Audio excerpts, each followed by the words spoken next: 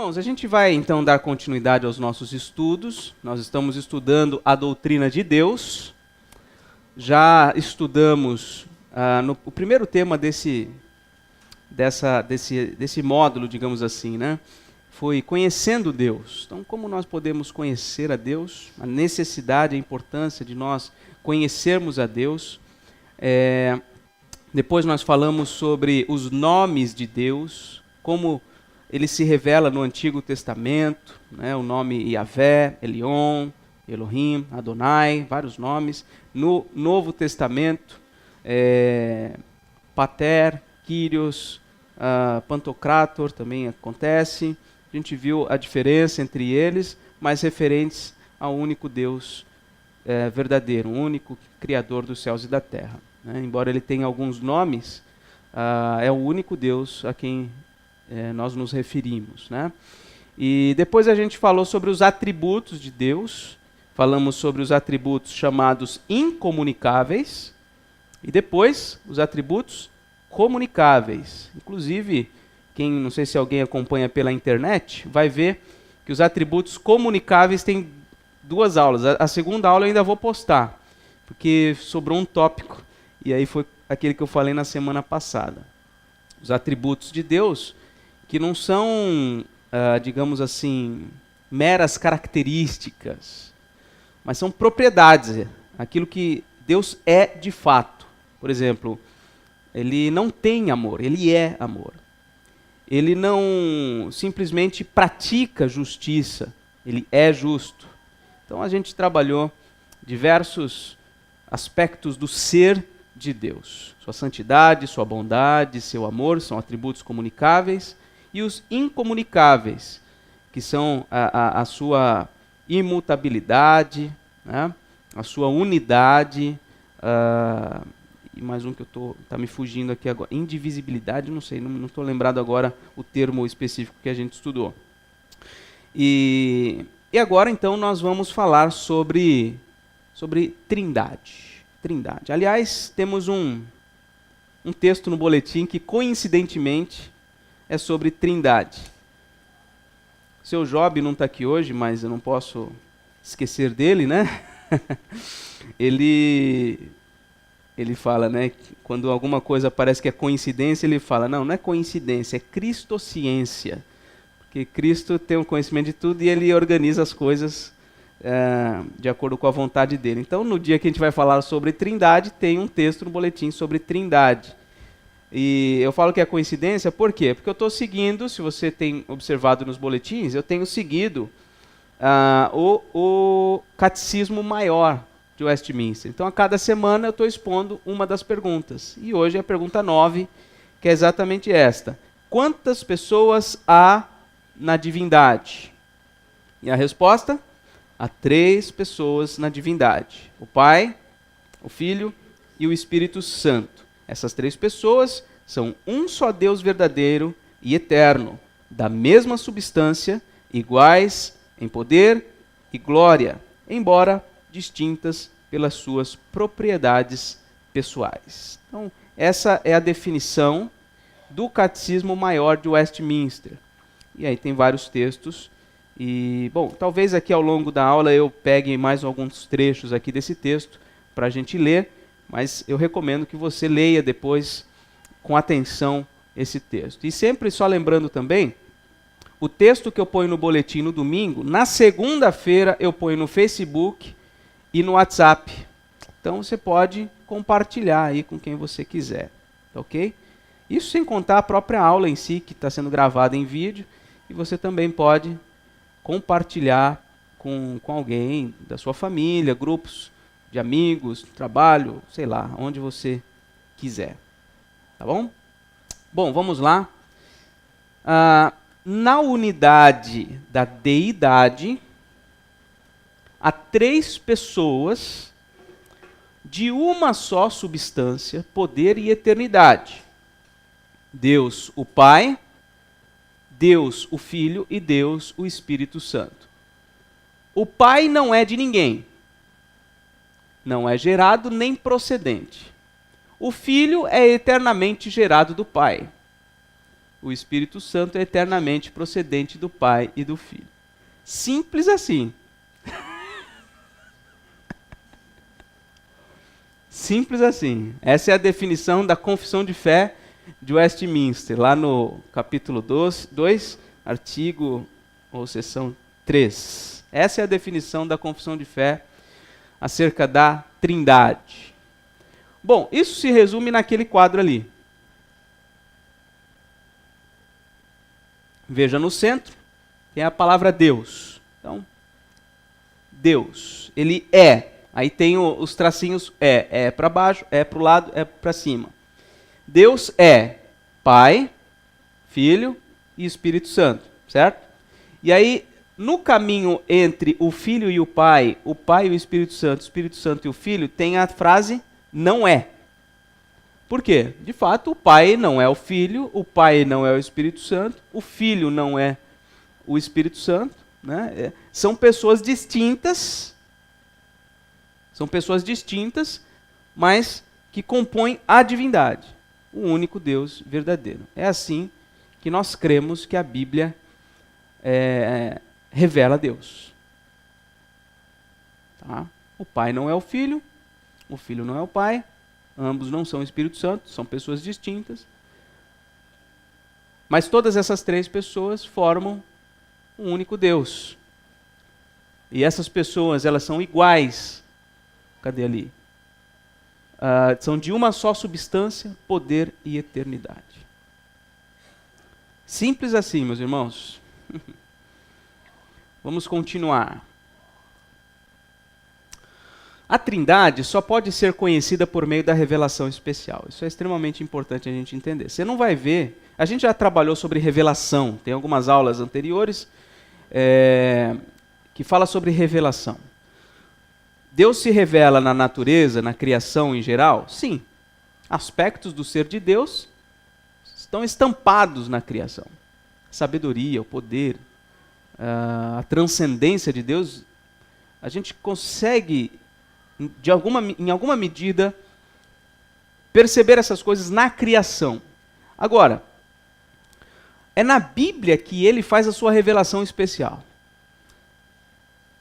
Informações mais claras, mais diretas a respeito do ser de Deus e da vontade de Deus estão na Bíblia. Não há outro lugar. E a Trindade é uma coisa que nós só aprendemos por meio da palavra. Não tem uma experiência pessoal que possa revelar ou manifestar para o nosso coração o Trino Deus. Também não tem como a gente perceber por meio dos sentidos, visão, audição, tato, não tem. Deus é invisível. Então, é apenas por meio das Escrituras que nós temos condições de aprender acerca da Trindade. Segundo, muita gente ignora a doutrina da Trindade porque parece não ter uma utilidade, entre aspas, prática. É uma questão teórica mesmo, é uma coisa do campo das ideias, né? Que a gente fala, que a gente expressa, né? A gente ora, por exemplo, a gente ora ao Pai, fala no final em nome de Jesus. Então são coisas que estão no campo aqui do nosso conhecimento, né? Mas como que isso se traduz na prática? O que isso realmente muda na minha vida prática? Entender a respeito da Trindade. Então, por não ter de forma tão clara uma utilidade prática, muita gente simplesmente ignora essa doutrina. Por exemplo, tem uma utilidade prática a gente estudar predestinação?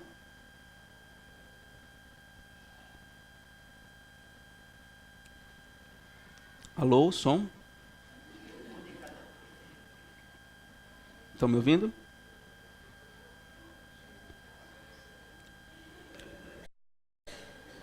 Vou perguntar de novo. Tem uma utilidade... o Moisés não está aí, seu Job não está aí, todo mundo fica, né? Quem vai ser o da vez, né? Tem uma utilidade prática a doutrina da predestinação? Eu estou antecipando, a gente vai falar ainda sobre predestinação. Não?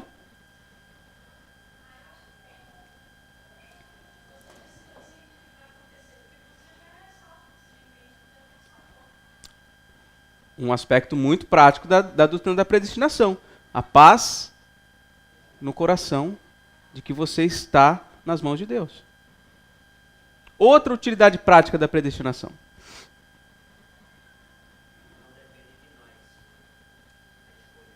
Não depende de nós. Deus é soberano. Então, pegando até um ponto da questão que a gente refletiu agora há pouco, sobre semear, né, é uma questão de Deus. Deus é quem realiza ou não de acordo com a sua vontade. Essa é uma outra utilidade prática. Mas tem uma importante também.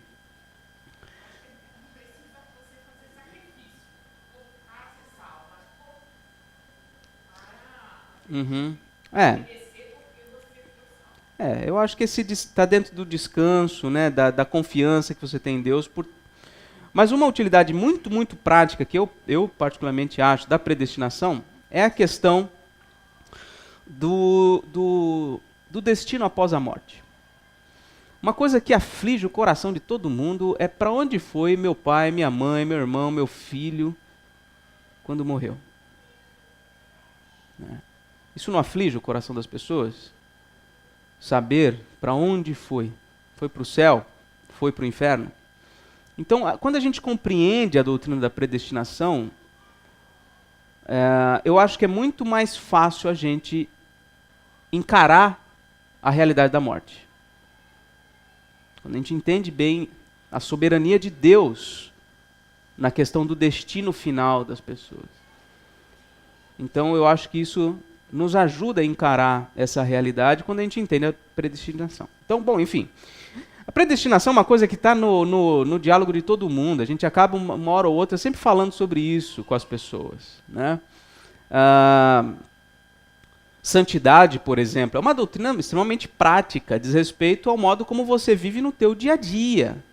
Agora, a Trindade, não há talvez uma aderência tão clara em relação à vida real que nós estamos vivendo no nosso dia a dia. Né? Então, muita gente, por causa de ter essa impressão de que tanto faz se Deus é três, se é um, se ele não é pai, se ele é pai, se ele não é filho, se ele é filho, tanto faz, aí acaba ignorando, né? Por não ter, talvez, ou não ter tão de forma perceptiva uma utilidade prática. Terceiro, conhecimento do Deus triuno é indispensável para nos relacionarmos com ele de maneira adequada, reverente e profunda. Então, a impressão que dá é que não tem uma utilidade prática. Mas a Bíblia diz que para nós nos relacionarmos com ele é importante a gente saber. Para a gente ter um relacionamento adequado com Deus, nós precisamos conhecer a Trindade. Para a gente ter um relacionamento reverente, a gente tem que entender quem é esse Deus, a complexidade desse Deus. E um relacionamento profundo também. Não superficial, relacionamento profundo com Deus. A gente precisa conhecer a Trindade.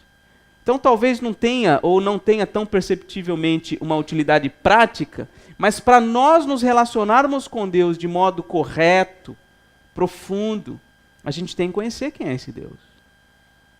Tem que saber as características do Pai, do Filho e do Espírito Santo.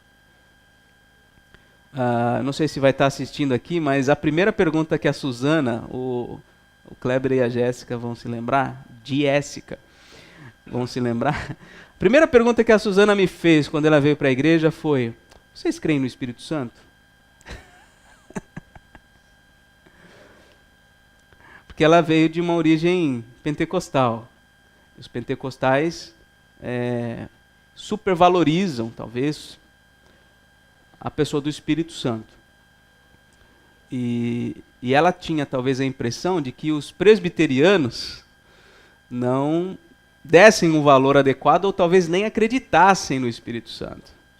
Então, essa foi a primeira pergunta dela. Eu falei: minha querida, eu acho que você não conhece nada da nossa igreja. Não tem como existir igreja sem o poder do Espírito Santo. Aliás, o apóstolo Paulo fala, né, que nós somos a unidade do Espírito. E a gente deve preservar esses vínculos que o próprio Espírito fez. Então, sem dúvida, né? Talvez a gente não entenda do modo como os pentecostais creem. Por exemplo, os pentecostais vão crer que a principal evidência da presença do Espírito Santo é o dom de línguas. Eles tiram isso, sei lá da onde, né? Muito pelo contrário. A gente não crê dessa forma porque a Bíblia não diz isso. Mas cremos sim na presença gloriosa do Espírito Santo na vida do povo de Deus. Não há conversão sem o Espírito Santo. Muita gente quer o batismo com o Espírito Santo, como se fosse uma segunda bênção. Primeiro ele se converte a Jesus, depois ele recebe o Espírito Santo. Bobagem. Não tem como alguém crer no Senhor Jesus Cristo senão por meio do Espírito Santo. Então, nossa igreja, realmente, eu acredito, né, que nós procuramos com maior zelo conhecer quem é o Pai, o Filho e o Espírito Santo e adoramos esse Deus triuno, complexo em seu ser, sem dúvida, mas maravilhoso. Aliás, essa complexidade, todo esse mistério que envolve a divindade, são razões para nós adorarmos a Deus com muito maior reverência. Todo esse mistério, toda essa majestade de Deus nos leva a adorarmos com reverência. Não é um Deus qualquer. Que a gente fala para ele, bom dia, Espírito Santo. Tem livro até com esse nome. Não é. É um Deus presente, um Deus que não dorme, um Deus maravilhoso, que é Pai, Filho e Espírito Santo. Vamos lá. Aqui uma citação do Berkhof. A Bíblia revela a substância, ou melhor, a subsistência trinitária, em suas várias relações, como uma realidade viva, em certa medida em conexão com as obras da criação e da providência. Então ele está dizendo o seguinte, que é possível perceber nos relatos da criação e na forma como Deus interage com o mundo, na providência de Deus, ao longo da história, é possível perceber a presença desse Deus triuno. Contudo, mas particularmente em relação à obra da redenção. A obra de Deus, em que a distinção das pessoas se torna mais evidente, é a obra da redenção, a salvação. É possível perceber na criação. É possível perceber na ação de Deus no mundo como um todo, a distinção das pessoas. Mas não é tão claro como é na obra da redenção. Entenderam esse ponto? Sua revelação mais fundamental é revelação dada com fatos, antes que com palavras. Então, o modo de Deus manifestar-se é mais claro no que diz respeito aos fatos do que com palavras. O cristianismo é uma religião prática, que aconteceu ao longo da história, um conjunto de eventos, fatos históricos que compõem a nossa fé. Não é uma ideia de alguém que teve um sonho, de alguém que teve, sabe, como muitas religiões partiram disso. O cristianismo é uma religião de fatos históricos. E essa revelação vai tendo maior clareza na medida em que a obra redentora de Deus é revelada mais claramente, como na encarnação do Filho e no derramamento do Espírito Santo. Veja, as pessoas da Trindade começam a se mostrar distintamente, de forma muito mais clara, quando o Filho é encarnado e posteriormente quando o Espírito é derramado. E quanto mais a gloriosa realidade da Trindade é exposta nos fatos da história, mais claras vão sendo as afirmações da doutrina. Deve-se a mais completa revelação da Trindade no Novo Testamento, ao fato de que o Verbo se fez carne e que o Espírito Santo fez da igreja a sua habitação. Então, O que ele está colocando em outras palavras é que no Antigo Testamento a Trindade se revela de um modo mais simples, menos claro. E conforme o tempo vai passando, a história vai se desenvolvendo, especialmente no Novo Testamento, a distinção das pessoas, a revelação desse Deus triuno se torna mais clara. É isso que ele está colocando. Vamos pegar aí o boletim. Vamos ler aí o segundo parágrafo.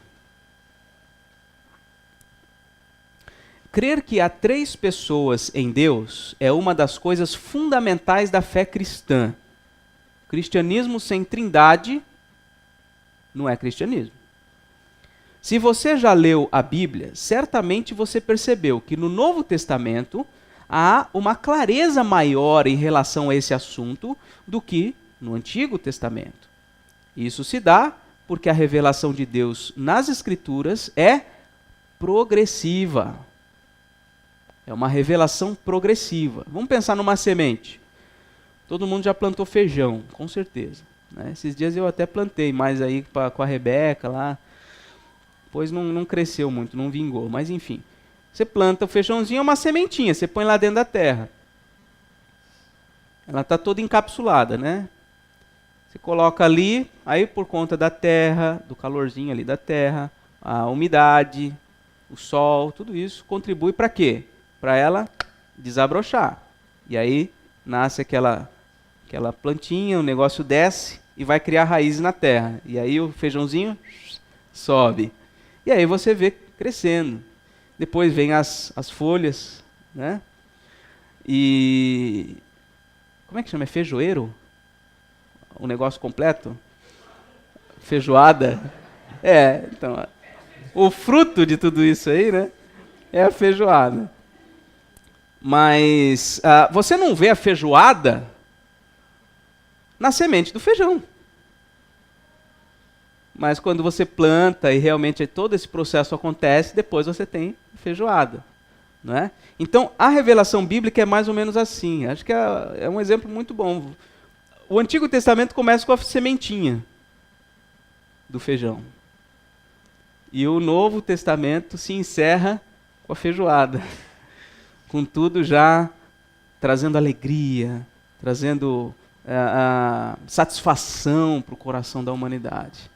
Né? Tudo começa numa sementinha e vai desabrochando, vai se desenvolvendo, até que chega o Novo Testamento com maior clareza nos revela as coisas de Deus. Tá? Então é isso. Isso se dá... não, já coloquei aqui. Depois, ele não revelou tudo de uma só vez, mas quis revelar o seu ser e os seus planos paulatinamente. Seguindo. É possível perceber a presença do Pai, do Filho e do Espírito Santo no Antigo Testamento, em diversas passagens. Mas tenho que concordar que não é tão simples. Então, no Antigo Testamento, dá para a gente perceber a Trindade? Dá. Mas não é tão simples. Eu tenho que concordar, tenho que confessar isso aí. Não é tão simples a gente perceber isso. Mas, mesmo no Novo Testamento... Não, pulei, perdão. Isso se torna mais claro quando lemos o Antigo Testamento com as luzes do Novo Testamento. Mas mesmo no Novo Testamento, tenho que confessar também que, embora a Trindade seja cognoscível, ou seja, possível de ser conhecida, seja crível também, ou seja, possível de ser crida, ela não é compreensível. Ou seja, é impossível de ser compreendido. Não sei se ficou claro isso aqui. Vou tentar dizer de outro modo. Mesmo com o Novo Testamento, embora a Trindade possa ser conhecida e crida, é impossível de ser compreendida. Por exemplo, eu conheço a Mara. Ela é cognoscível. Eu creio que ela é minha esposa.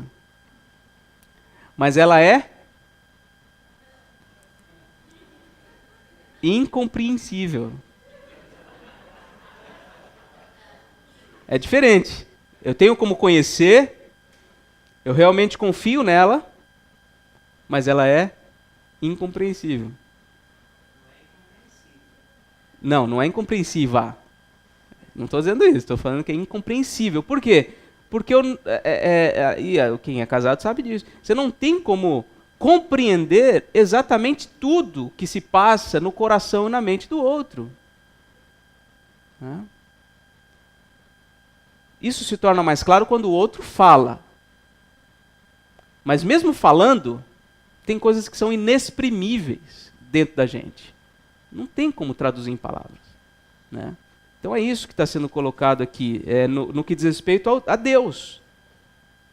É possível de ser conhecido, é possível de ser crido, mas não adianta a gente querer compreender racionalmente, que a gente não vai conseguir.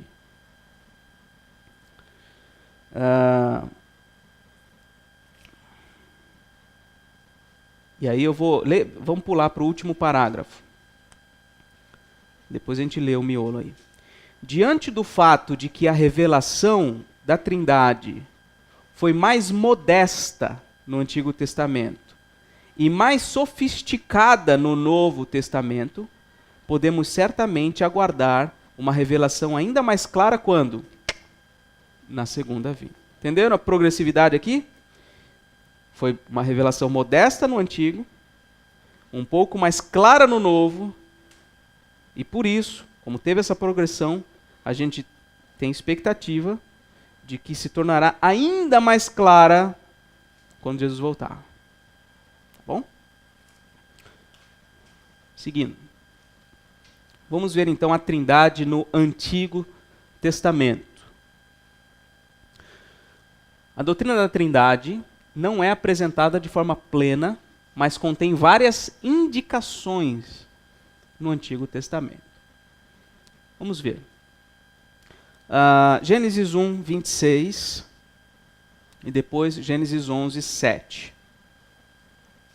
Vamos abrir lá.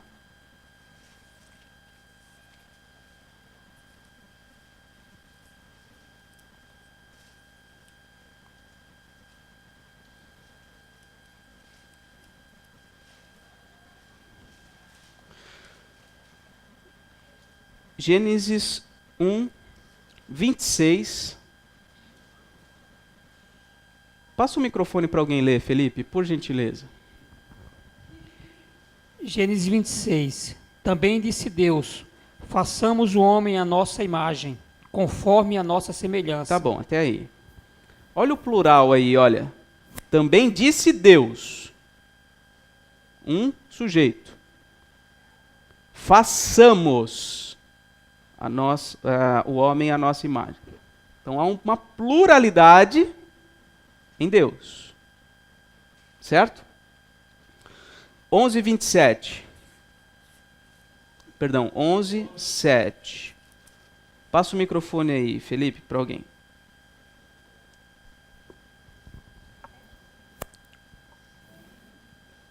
Vinde, descemos e confundamos ali a sua linguagem, para que um não entenda a linguagem de outro. Isso. Então, essa é a ocasião da Torre de Babel, né? Então, ali é Deus falando. A gente pode até ler o versículo 6 para entender o contexto. Eis que o povo é um e todos têm a mesma linguagem. Isto é apenas o começo. Agora não haverá restrição para tudo que intentam fazer. Vinde. Olha só, o Senhor disse, início do versículo 6, o Senhor, um sujeito. Ele disse, versículo 7, vinde, façamos, venham, pluralidade. Desçamos e confundamos a sua linguagem ali. Aí é o momento em que o povo que está tentando construir uma torre para chegar até o céu, eles são dispersos por causa da linguagem. Tá bom? Então, o que é isso? Tem clareza no que diz respeito à Trindade, nesses dois versículos que a gente leu? Você percebe uma pluralidade, mas você não tem clareza de que é Pai, Filho e Espírito Santo. Certo? Então, olha só. Deus fala de si mesmo no plural. Indica pluralidade de pessoas, não uma triplicidade. Você não tem ainda uma noção clara de que são três. Poderia ser dois ou mais. Outro conjunto de passagens aqui. Vamos lá. Gênesis 16. Já vê outro aí, Felipe, para ler. Gênesis 16, 7. Não, deixa que eu leio esse aqui. Esse aqui é um texto bem complexo, né? 7 a 13, ó, Gênesis 16, 7. Tendo-a achado o anjo do Senhor junto à fonte de água no deserto, junto à fonte no caminho de Sur, disse-lhe: Agar, serva de Sarai, de onde vens e para onde vais? Ela respondeu: Fujo da presença de Sarai, minha senhora. Quem que está falando com a mulher? O anjo do Senhor. Vocês estão bons, hein? Interpretação de texto, é assim. Versículo 9. Então lhe disse o anjo do Senhor: Volta para a tua senhora e humilha-te sob suas mãos.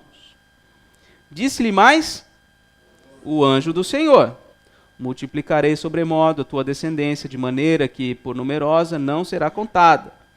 Disse-lhe mais o anjo do Senhor: Concebeste e darás à luz um filho, a quem chamarás Ismael, porque o Senhor te acudiu na tua aflição. Ele será entre os homens como um jumento selvagem, a sua mão será contra todos, e a mão de todos contra ele, e habitará fronteiro a todos os seus irmãos. Então ela invocou o nome do Senhor, que falava: Tu és Deus que vê. Pois disse ela: Não olhei eu neste lugar para aquele que me vê? Você percebeu a Trindade? Percebeu ou não? Percebe como não é tão claro? Quem estava falando com a mulher? O anjo do Senhor. Só que aí ela disse aqui, no versículo 13, ela invocou o nome do Senhor que lhe falava. Mas peraí, não era o anjo? Agora é o Senhor? E aí ela diz: Tu és Deus que vê. E ainda faz essa pergunta no finalzinho aí: Não olhei eu neste lugar para aquele que me vê? Ou seja, o que ela está dizendo? Que aquele anjo do Senhor é o Senhor. Se manifestou como um anjo do Senhor, mas é o Senhor.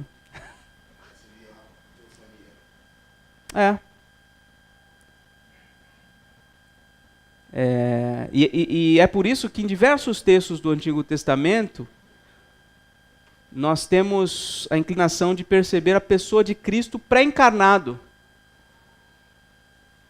se relacionando com os homens em alguns momentos. É o que está no 18. A gente vai ver. Não é tão claro, mas perceberam como tem essa complexidade? E parece que Moisés, quando escreveu isso aqui, inspirado por Deus, obviamente, ele escreve de um modo para não deixar claro mesmo. Deus não quer trazer clareza sobre esse ponto neste momento. Mas há indícios, há indicações dessa pluralidade na pessoa de Deus. Tá? Vamos ver Gênesis 18. Sim. Ô pastor Natan, a gente conversou uns domingo para trás sobre o nome do Senhor. Aqui quando ele fala anjo do Senhor e depois Senhor, ele está se referindo ao mesmo nome? Obrigado. Olha só, anjo do Senhor. Aparece, como é que está escrito Senhor? Tudo maiúsculo. Significa que é o quê? Iavé. É o tetragrama. Que eu acho que eu mostrei para vocês como é que é escrito em hebraico, né? Como é que está escrito Senhor no versículo 13? Então é o Iavé. É o anjo de Iavé que fala com a mulher, e ela conclui que ela esteve na presença de Iavé. Entendeu? Então é o mesmo Deus, exatamente. É usado o mesmo nome. Tá? Vamos ver aí em Gênesis 18. Obrigado, André. Gênesis 18. É um texto longo. Eu creio que a melhor forma da gente estudar a Trindade, embora eu fiz uma longa introdução, a melhor forma da gente estudar a Trindade é lendo a Bíblia. Aliás, como tudo, né? É lendo a Bíblia, é percebendo as nuances do texto. É isso que vai trazer clareza. Colocar aquelas fórmulas complexas lá, sabe, são difíceis da gente aprender. Mas quando a gente olha para o texto, a gente percebe, é assim mesmo que a coisa acontece. Então vamos lá, Gênesis 18. Apareceu, quem? O Senhor a Abraão, nos carvalhais de Manre, quando ele estava sentado à entrada da tenda, no maior calor do dia. Levantou ele os olhos, olhou e eis... Mas quem apareceu a Abraão? E ele olhou e viu quem? Não é estranho? É complexo entender isso aqui. Não tem clareza. Tem indicações. Tem indícios. Tá? Levantou ele os olhos e eis 3 homens de pé em frente dele. Vendo-os, correu da porta da tenda ao seu encontro, prostrou-se em terra e disse: Senhor meu. Ele disse para os 3 homens: Senhor meu. Olha aí.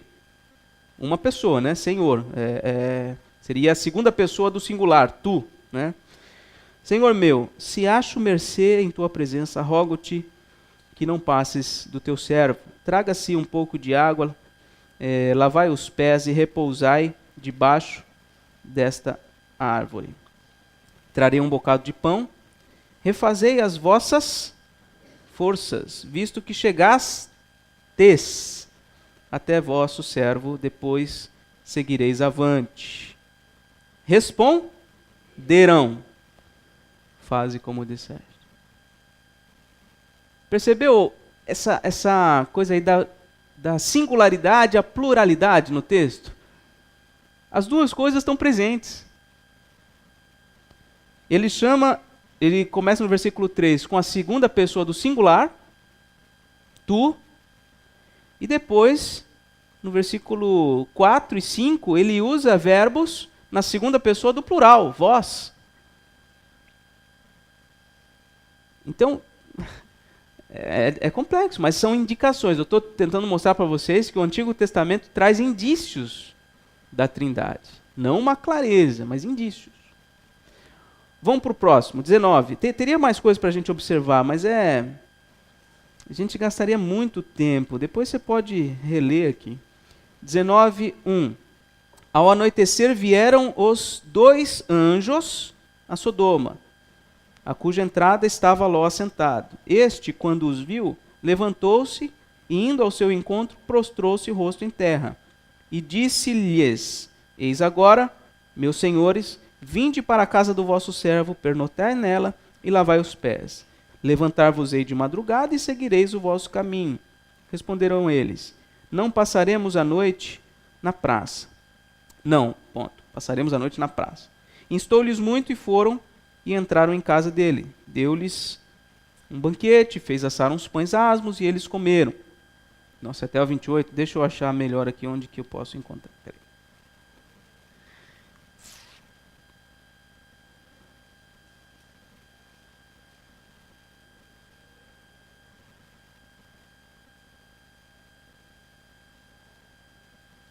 Versículo 12. Então disseram os homens a Ló. Então, 2 homens.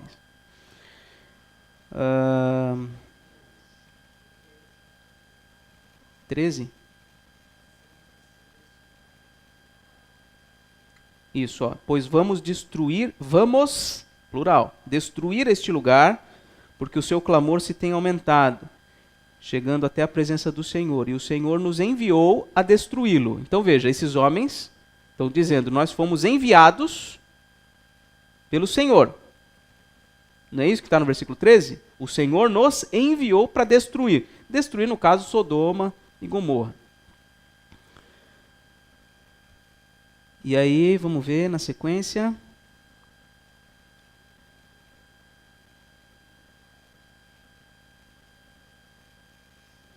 Aí acho que vai para o versículo 18. Ah, sim, olha só. É interessante, ó. Respondeu-lhes Ló, ou seja, Ló respondeu para eles, plural. Como é que ele disse? Assim não, Senhor meu. Já no singular, né? Aí eu não sei aqui, talvez seja Adonai. Talvez seja Adonai. E aí, versículo 24. Então fez o Senhor chover enxofre e fogo da parte do Senhor sobre Sodoma e Gomorra.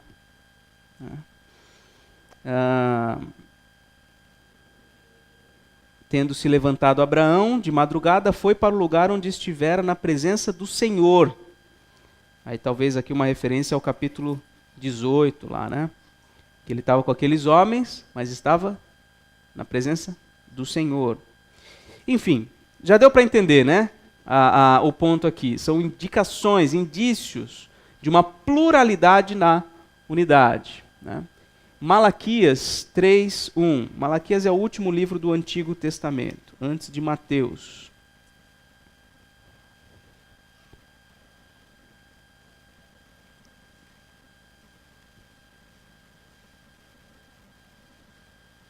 Eis que eu envio o meu mensageiro, que preparará o caminho diante de mim. De repente virá ao seu templo o Senhor, a quem vós buscais, o anjo da aliança, a quem vós desejais. Eis que ele vem, diz o Senhor dos Exércitos. Então, um versículo aqui que também não tem tanta clareza, mas mostra essa distinção. Este que virá será o Senhor. Uma referência clara a Jesus, sem dúvida, né? Diga, Gilmar. Eu achei um versículo interessante. Lendo a Bíblia na história de Manoá, Juízes. Fala aqui no microfone, por gentileza. Juízes? Eu achei um versículo interessante aqui, lendo em Juízes, capítulo 13, a história de Manoá. Versículo 18. Respondeu-lhe o anjo do Senhor e lhe disse: por que perguntas assim pelo meu nome, que é maravilhoso? O anjo do Senhor respondeu que o nome dele é maravilhoso. E em Isaías, capítulo 9, 6, qual o primeiro nome que Isaías se refere, como que se chamaria o menino? Maravilhoso Conselheiro, Deus forte, Pai da eternidade e Príncipe da paz. Uhum. Isso mesmo. Eu acho que o de Juízes não tem aqui, mas acredito que o de Isaías tenha mais para frente, né? São textos interessantíssimos que mostram realmente que é algo mais complexo do que está escrito. É assim que a gente entende, né? Então, ó, o anjo do Senhor, que por um lado é identificado com o Senhor e por outro distingue-se do Senhor. O anjo do Senhor, ao mesmo tempo, ele é diferente do Senhor e igual ao Senhor.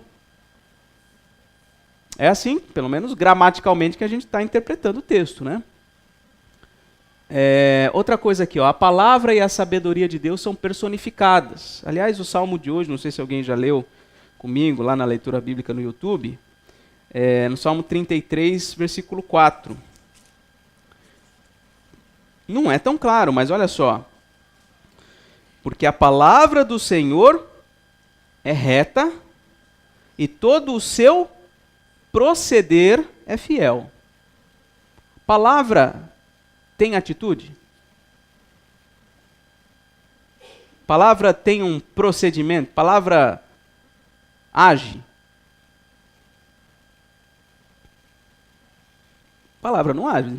Assim, né, uma palavra escrita, uma palavra dita, não tem poder nas suas palavras, como tem um livro até também com esse nome, né? Há poder nas suas palavras.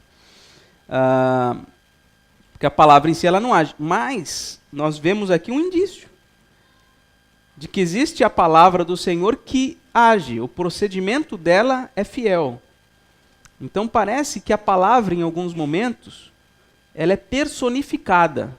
Ela tem características de pessoa, não de um mero vocábulo, mas de pessoa, né? Podemos ver isso em 1 de João 5:7. Pois há três... A gente vai chegar lá. Tá. A gente está no Antigo Testamento, João. Obrigado, viu? É que a gente está no Antigo para depois a gente chegar no Novo, que aí vai trazer bastante clareza realmente das pessoas, né? E lá vai usar a palavra. Realmente vai usar, em referência a Jesus, vai falar a palavra, né?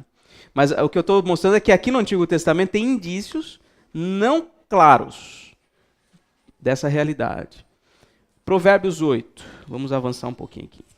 Provérbios 8, versículo 12. Veja só. Eu, a sabedoria, habito com a prudência, disponho de conhecimentos e de conselhos. Versículo 22. O Senhor me possuía no início de sua obra. Está entendendo? A sabedoria é como se fosse uma pessoa que está se relacionando com Deus. E aí o Novo Testamento vai dizer, né? Vai dizer quem é o verbo, que ele estava com Deus, ele era Deus. Mas aqui no Antigo Testamento já tem indícios. O Novo Testamento não vem trazer uma realidade completamente diferente. Não. Vem trazer clareza ao que já estava revelado. Não. Então, a palavra e a sabedoria de Deus são personificadas. E aí aqui, ó, o Messias menciona Deus, o Espírito. Depois você me lembra, Gilman, qual foi o Isaías que você leu? Qual foi o capítulo? 9, né? Então, o Messias menciona Deus, o Espírito. Vamos lá, Isaías 48, versículo 16.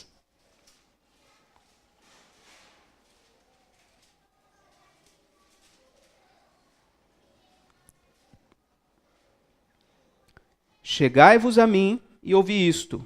Não falai, ou melhor, não falei em segredo desde o princípio. Desde o tempo em que isso vem acontecendo, tenho estado lá. Agora, o Senhor Deus me enviou a mim e o seu... Vamos tentar entender aqui. Olha para o versículo 15. Eu tenho falado, também já o chamei. Eu o trouxe e farei próspero o seu caminho. A gente está fora do contexto, mas vamos tentar entender a lógica aqui. Esse eu, continua falando no 16. Chegai-vos a mim e ouvi isto.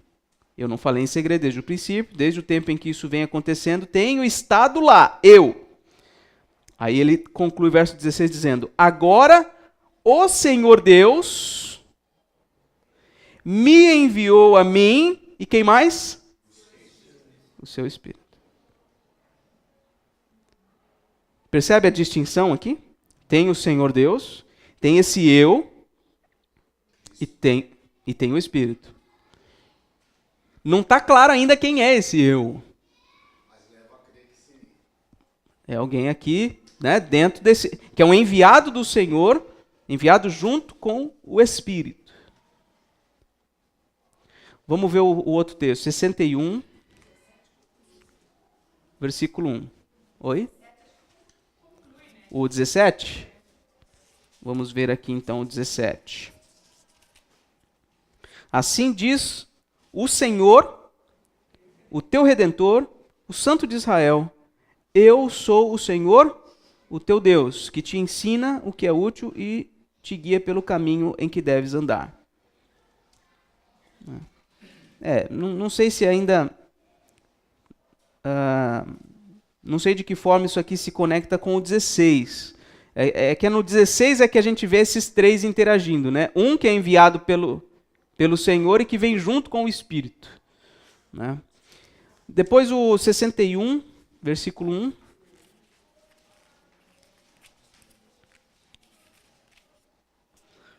Olha aí. O Espírito do Senhor Deus está sobre mim. Então tem um eu aqui falando. Porque o Senhor me ungiu para pregar boas novas aos quebrantados, enviou-me a curar os quebrantados de coração, a proclamar libertação aos cativos e a pôr em liberdade os algemados e a pregoar o ano aceitável do Senhor. Ok? Então, o Espírito do Senhor está sobre mim. Percebe os três? O Espírito do Senhor está sobre mim. Tem três. Então, veja, não está claro quem é quem, como é que a coisa funciona, mas existe esses indícios. E vamos voltar lá em Isaías 9, que o Gilman já falou, que eu acho que também é muito bom.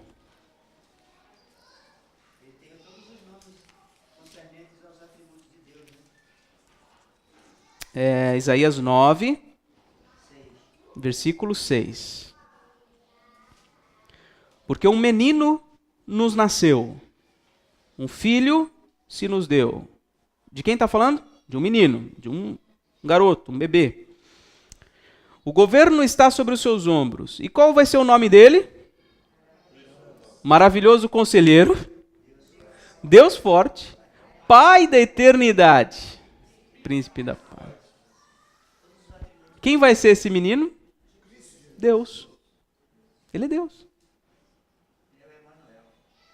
Ele é o Deus conosco. Né? Percebe? Não está tão claro, mas tem indícios.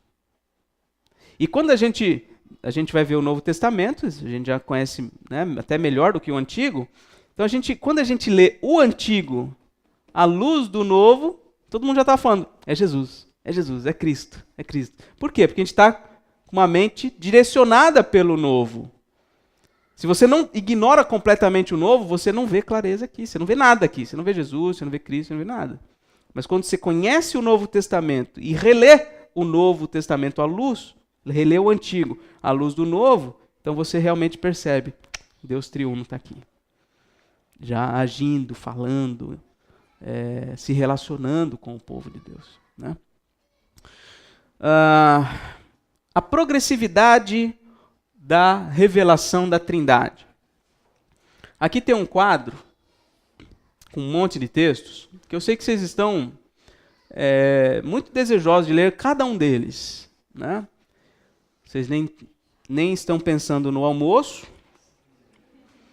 nem em descansar à tarde, então dá para a gente ler todos os textos. Né? Mas enfim, brincadeira, não vamos ler tudo não, só vou passar um pouco mais rápido aqui, só para dizer como é que funciona isso aqui. Veja, o tópico agora é progressividade. Lembra que eu falei do feijão e da feijoada? Eu não, né? O Felipe que deu a luz aí da parábola, né? Então, no Antigo Testamento tem algo modesto, simples, e no Novo Testamento mais clareza. Por exemplo, esse quadro não é completo não, é só para a gente entender como é que a coisa funciona. Ó, no Antigo Testamento, o Senhor, com letras maiúsculas, o Yahvé, é apresentado como o Redentor e Salvador do seu povo. O Senhor é o Redentor e o Salvador do seu povo. Tem vários textos que mostram isso aí. O Senhor, o Yahvé, ele é quem redime, ele é quem salva o seu povo. Como é que o Novo Testamento vai apresentar? O Filho de Deus. O Filho de Deus é apresentado como Redentor e Salvador do seu povo. Então, a mesma realidade é apresentada no Antigo e no Novo. Só que no Antigo, fala do Senhor, em geral. E no Novo, fala, é Jesus. Ele é o Redentor. Ele é o Salvador do povo. Então, o Novo Testamento indica claramente quem é que realiza isso. Embora Pai e Espírito Santo não estão desconectados, mas há uma ênfase maior na pessoa do Filho nesse sentido. Agora aqui embaixo, veja só. No Antigo Testamento, o Senhor habita em Israel e nos corações dos que o temem. Tem vários textos que mostram isso aí. O Senhor, o Yahvé, ele está no coração das pessoas. Ele habita no meio do seu povo, ele está presente na vida do seu povo. E o Novo Testamento? Quem é que habita na igreja? O Espírito Santo. Então, eu peguei aqui só 2 tópicos para a gente perceber essa progressividade. No Antigo Testamento, é o Senhor. E no Novo, é uma das pessoas.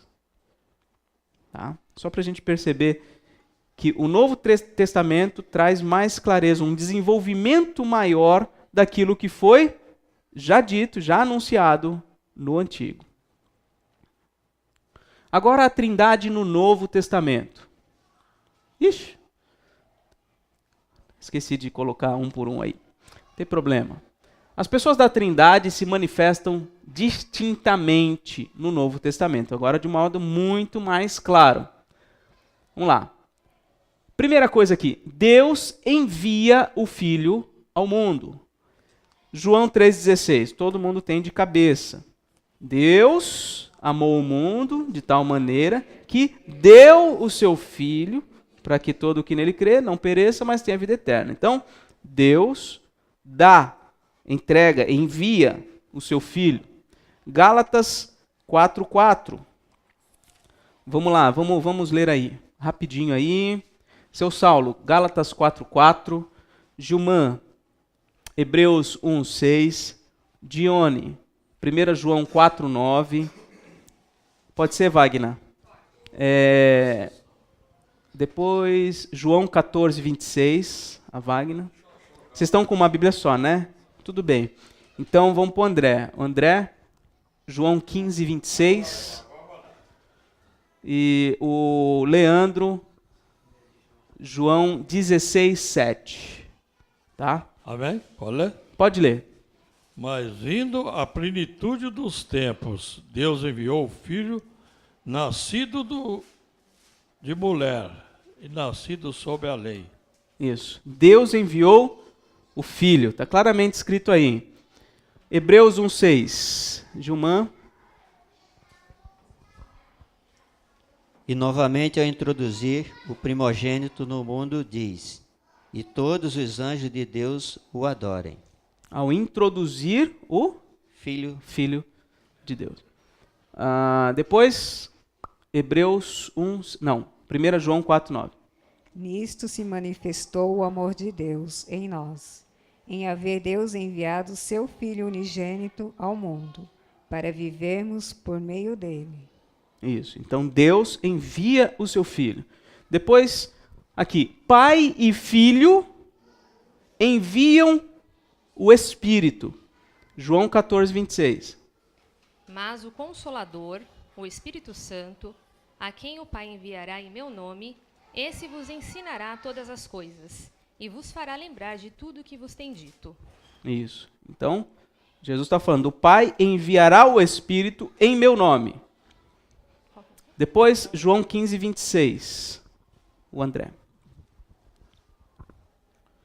Quando, porém, vier o Consolador, quem eu vos enviarei da parte do Pai, o Espírito da verdade, que dele procede. Esse dará testemunho de mim. Isso. Olha que legal. No texto que a Wagner leu, Jesus diz, o Pai enviará em meu nome. No texto que o André leu, eu enviarei, como é que está aí? Eu enviarei no nome do Pai, não é isso? Da parte do Pai. Isso, ou seja, Pai e Filho enviam o Espírito. Ok? Aí o Leandro, João 16:7. Mas eu vos digo a verdade. Convém-vos que eu vá, porque se eu não for, o Consolador não virá para vós outros. Se, porém, eu for, eu vos enviarei. Eu vou lhe enviarei. Jesus está dizendo, eu vou enviar. Quando eu for, eu vou enviar o Espírito Santo.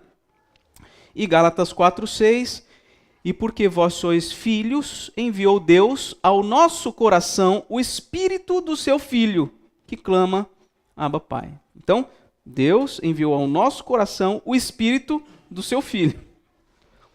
Então, percebe? Ainda é complexo, mas tem mais clareza.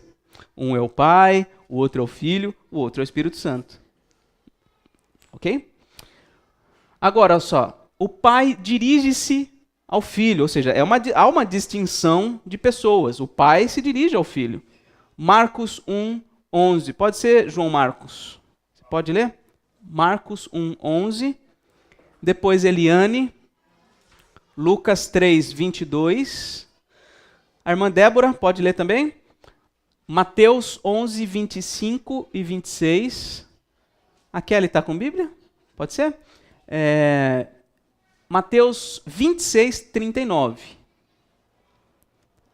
E a dona Gilda, pode ser, dona Gilda? João 11:41. Tá ok? Vamos lá, pode ler, João Marcos. Então foi ouvida uma voz do céu: Tu és o meu filho amado, em ti me comprazo. Isso. Então, pai falando ao filho: Tu és o meu filho. Depois, Lucas 3:22. E o Espírito do Senhor desceu sobre ele em forma corpórea como uma pomba. E ouviu-se uma voz do céu: Tu és o meu filho amado, em ti me comprazo. Esse versículo ele traz as três pessoas no momento exato da história que elas se apresentam distintamente. É Jesus que está sendo ali batizado. Lucas 3 está sendo batizado. O Espírito vem em forma corpórea como de pomba. Não está dizendo que era uma pomba, mas alguma coisa semelhante a uma pomba. E a voz do céu dizendo: Tu és meu filho amado, em ti me comprazo. Então, essas três pessoas interagindo ali. Depois, Mateus 11:25. Débora. Por aquele tempo exclamou Jesus: Graças te dou, o Pai, Senhor do céu e da terra, porque ocultaste estas coisas aos sábios e instruídos e as revelaste aos pequeninos. Sim, ó Pai, porque assim foi do teu agrado. Isso. Então agora é o filho falando com o pai. Vimos o texto em que pai fala com o filho, agora estamos vendo o filho se dirigindo ao pai. Mateus 26:39. E adiantando-se um pouco, prostou-se com o rosto em terra e orou, dizendo: Meu Pai, se é possível, passa de mim este cálice. Todavia, não seja como eu quero, mas como tu queres. Isso. Então, o filho se derramando diante do pai, dizendo: se possível, passa de mim este cálice. João 11:41, dona Gilda. Espera aí. Lê aí no microfone. Tiraram então a pedra e Jesus, levantando os olhos para o céu, disse: Pai, graças te dou porque me ouviste. Isso. Então, Jesus falando ao Pai: Obrigado porque o Senhor me ouviu. 12:27-28. Ele diz: Agora está angustiada a minha alma. E que direi eu? Pai, salva-me desta hora? Mas precisamente com este propósito vim para esta hora. Ele diz ao Pai: Pai, glorifica o teu nome. Então veio uma voz do céu: Eu já o glorifiquei e ainda o glorificarei. Está vendo essa distinção? Bastante clareza. O Pai e o Filho. Agora, o Espírito ora a Deus nos corações dos crentes. Vamos lá, todos. Romanos 8:26.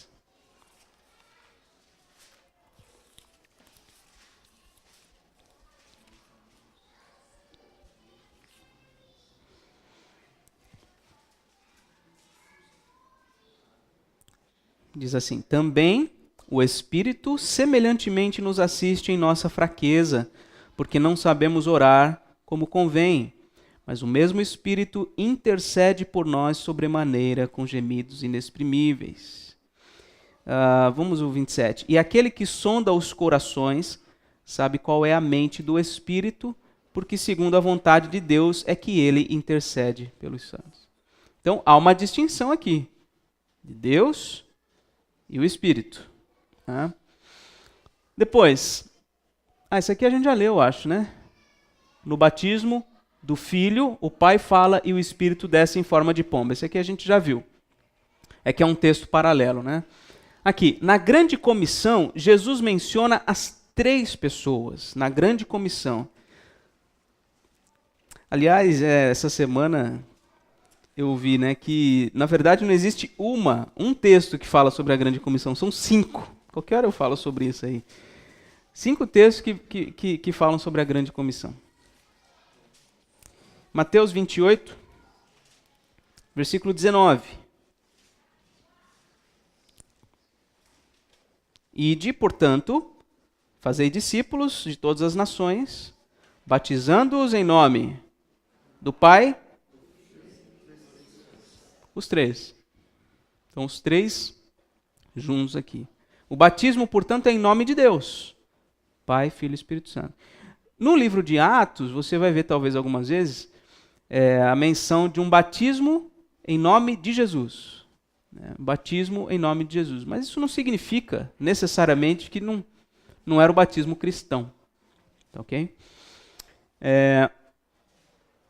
Aqui. As 3 pessoas também são mencionadas conjuntamente nesses textos. Vamos ver lá. 1 Coríntios, capítulo 12, versículos 4 a 6.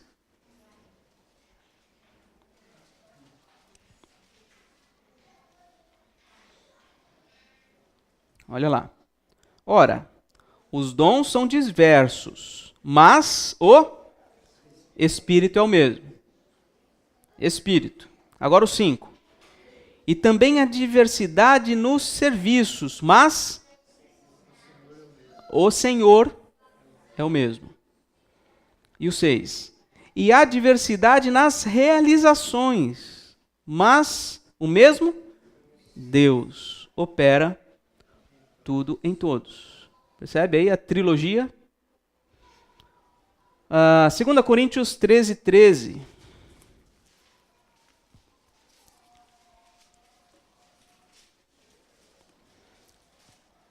Isso aqui vocês ouvem todo domingo. A graça do Senhor Jesus Cristo e o amor de Deus e a comunhão do Espírito Santo sejam com todos vós. Então, há menções claras das 3 pessoas. 1 Pedro 1, 2. Finalzinho. 1 Pedro 1, 2.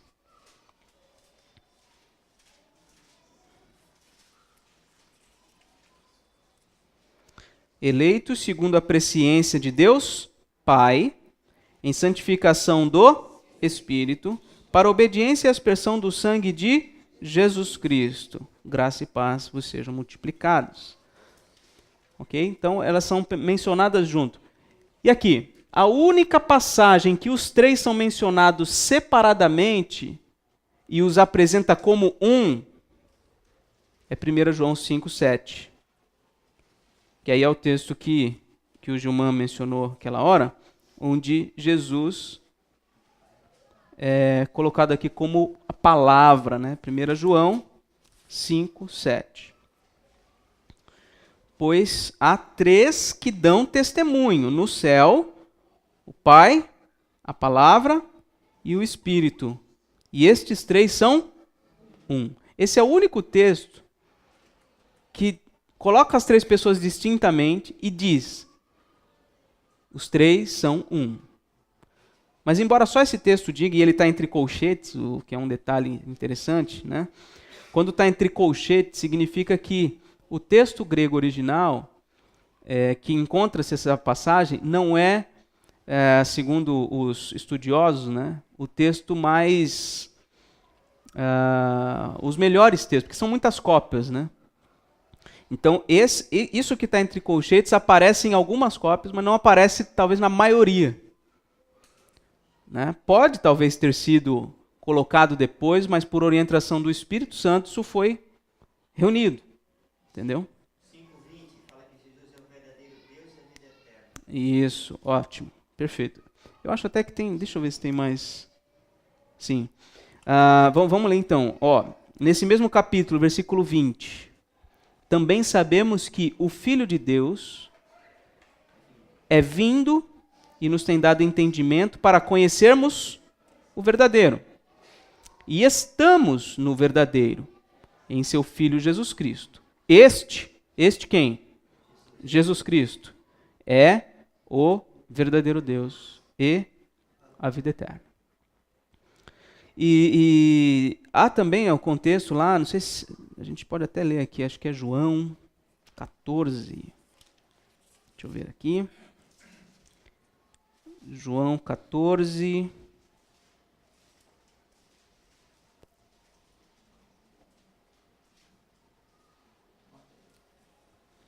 Versículo 8, por exemplo. Filipe disse a Jesus: Senhor, mostra-nos o Pai, e isto nos basta. Disse-lhe Jesus: Filipe, há tanto tempo eu estou convosco. Ele pediu para mostrar o Pai, né? Aí ele respondeu: eu estou há tanto tempo com você e não me tens conhecido. Quem me vê a mim, vê o Pai. E acho que é nesse capítulo mesmo, né, que fala: eu e o Pai somos um. 10:30. É o 10? Então, João 10, versículo 30. Eu e o Pai somos um. Né? Esse estudo aqui, ele não é exaustivo sobre a Trindade, tá bom? A gente teria muitas outras coisas para falar. Por exemplo, tanto o Pai como o Filho como o Espírito Santo, em diversos momentos, apresentam as mesmas características. Onisciência, onipotência. Né? Os três também, em diversas ocasiões, recebem adoração da parte dos homens. Isso é aceito, porque são Deus. Né? Então tem vários textos que a gente poderia ainda acrescentar. Esse é um estudo, digamos, introdutório. Eu não estou indo a fundo, estou apenas colocando um panorama aqui para vocês começarem a perceber isso aí. Né? Bom, a gente já é 11h10 mesmo, é isso? Ninguém viu o tempo passar. A aula boa é assim, né? Eu vou fazer a leitura dessa citação e depois tem algumas dicas práticas de como tudo isso se aplica na nossa vida. Vamos lá. A doutrina da Trindade é de importância incalculável para a religião cristã. Todo o sistema cristão de crenças, toda revelação especial, fica de pé ou cai com a confissão da doutrina da Trindade. As religiões que não professam a doutrina da Trindade não são religiões cristãs. Não tem cristianismo se não há Trindade. Ela é o núcleo da fé cristã, a raiz de todos os seus dogmas. Dogmas são doutrinas, são ensinamentos. Né? O conteúdo básico da nova aliança. A questão mais profunda, implícita em todo o credo e sistema cristão de teologia, é como Deus pode ser tanto um como três. Essa é a questão mais profunda. E é um mistério, de fato. Não tem como a gente entender bem isso. A verdade cristã, em todas as suas partes, se evidencia em maior ou menor grau, dependendo de como essa questão é respondida. Na doutrina da Trindade, sentimos o batimento cardíaco de toda a revelação de Deus para a redenção da humanidade, prefigurada no Antigo Testamento. Ela só veio à plena luz em Cristo.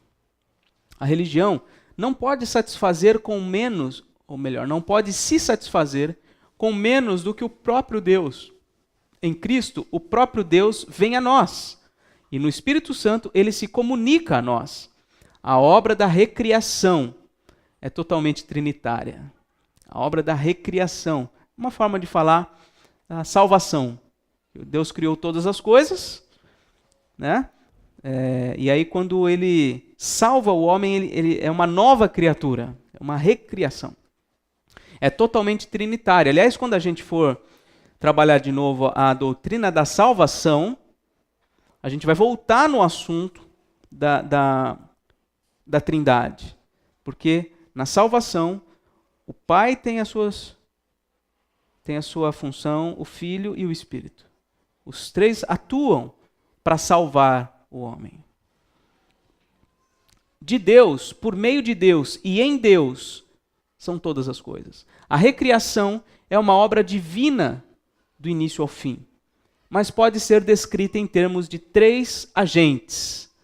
Ela é plenamente realizada pelo amor do Pai, pela graça do Filho, pela comunhão do Espírito Santo.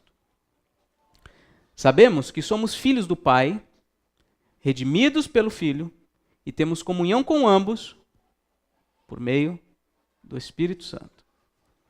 Nesse nome de Deus, somos batizados. Esse nome resume nossa confissão. Esse nome é a fonte de todas as bênçãos que vêm a nós. A esse nome sempre daremos graças e honra. Nesse nome encontramos descanso para a nossa alma e paz para a nossa consciência. Os cristãos têm um Deus acima de si, diante de si e dentro de si. Isso aqui é incrível. Uma referência ao Pai, um Deus acima de nós. Uma referência ao Filho diante de nós, porque é o nosso semelhante. E dentro de nós, uma referência ao Espírito Santo. Nossa salvação, tanto nesta vida quanto no porvir, está em estreita ligação com a doutrina da Trindade. No entanto, admitimos que não podemos determinar a medida de conhecimento desse mistério, necessária para uma fé verdadeira e sincera. De novo aqui esse último passo, olha só. Admitimos que não podemos determinar a medida do conhecimento desse ministério, ou desse mistério, necessária para uma fé verdadeira e sincera. O que ele está dizendo aqui? A gente não tem como calcular o quanto desse conhecimento do Deus triuno é necessário para que haja uma fé verdadeira e sincera. Porque a gente está estudando a Trindade, vendo aqui e tal. Mas muita gente, ao longo dos séculos, foram salvas sem um conhecimento tão específico a esse respeito. Então a gente não tem como medir isso. O quanto precisa ser conhecido para que haja a fé verdadeira e sincera. Então, algumas lições práticas baseadas na doutrina da Trindade. Primeiro, para ter um relacionamento correto com Deus é imprescindível considerar a Trindade. Para nós nos relacionarmos com Deus, a gente precisa entender bem isto. As nossas orações, como eu já fiz menção antes em algumas aulas aí, nós aprendemos nas Escrituras que nós devemos falar dirigindo-nos ao Pai, em nome de Cristo, com o auxílio do Espírito Santo. O nosso culto é um culto dirigido ao Deus triuno, certo? Mas como que nós somos habilitados a chegar à presença de Deus? Por meio de Jesus Cristo. É o sangue de Jesus que é o único caminho para a adoração a Deus. E nós não fazemos isso sem o auxílio do Espírito presente nas nossas vidas. Então, para a gente orar corretamente, para a gente prestar um culto corretamente, a gente tem que conhecer essas coisas. 2. Não podemos demonstrar, ainda que inconscientemente, preferência por uma das pessoas da Trindade. Nossa, minha garganta secou. Algumas pessoas, várias pessoas, acabam privilegiando ou considerando uma das pessoas mais do que as outras. Falei da Suzana, brincando, né? Talvez os pentecostais deem muita ênfase ao Espírito e não a ênfase adequada ao Filho. Um exemplo. Algumas pessoas no meio evangélico falam muito de Jesus como se Jesus fosse completamente outro em relação ao Pai, em relação ao Espírito. Então tudo é Jesus, Jesus, Jesus, Jesus. Que nem eu pergunto, né, para a Rebeca, quem criou todas as coisas? Jesus. Quem está no nosso coração? Jesus. Jesus, tudo é Jesus. E de fato, o Cristo está presente na divindade, mas a Bíblia realmente mostra algumas distinções, a gente tem que aos poucos entender isso. Né? Ou então, algumas pessoas, para não entrar nessa complexidade toda, só usa Deus, a referência a Deus. Deus. Mas a Bíblia fala de Cristo, fala do Espírito. Né? Então a gente não pode demonstrar preferência, ainda que inconscientemente, porque as três pessoas são um único Deus. A consciência da Trindade colabora para prestarmos um culto agradável a Deus, adoração. Então tem uma aplicação muito prática na nossa adoração. Aliás, a gente viu semana passada, no domingo à noite, que o Pai procura adoradores que o adorem em espírito e em verdade. Quem dá o Espírito? Deus Pai e Filho. Quem é a verdade? Então o Pai procura adoradores que o adorem em espírito e em verdade. Ele próprio é a verdade.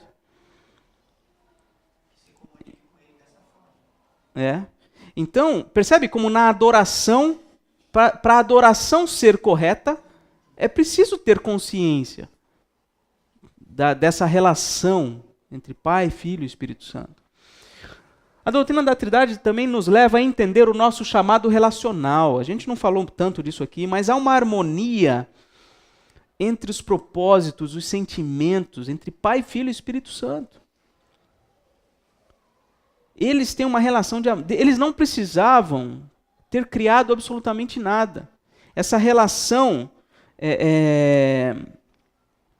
intratrinitariana, digamos assim, um termo esquisito para essa relação, é uma relação perfeita de amor. O Pai ama o Filho ama o Pai, ambos se amam com o Espírito Santo, então é uma relação perfeita de satisfação. Eles são unidos nos sentimentos, no amor e nos propósitos, porque eles agem no mundo com harmonia de propósitos.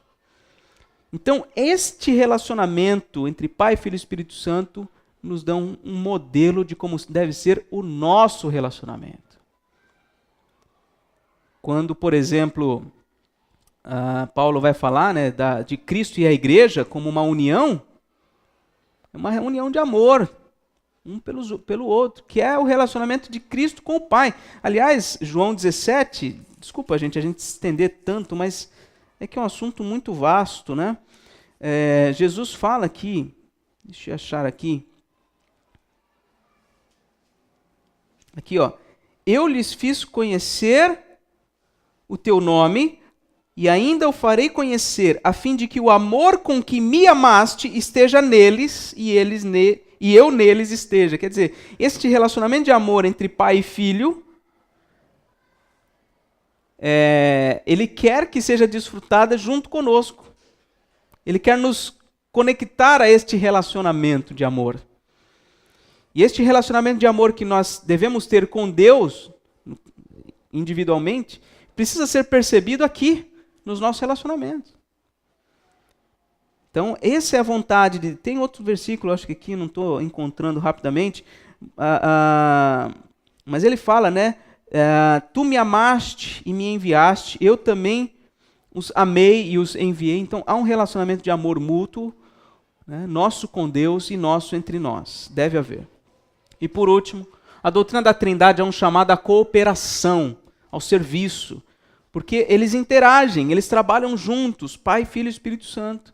E nós devemos igualmente trabalhar juntos na edificação do corpo. Né? Somos chamados à cooperação, ao exercício do serviço cristão no mundo, na igreja, em todo canto, unidos. Então nós somos chamados à adoração, ao amor e ao serviço. Isso é muito prático. Se a gente entender bem a Trindade, a gente vai adorar a Deus corretamente. A gente vai ter um relacionamento de amor muito mais profundo e verdadeiro uns com os outros.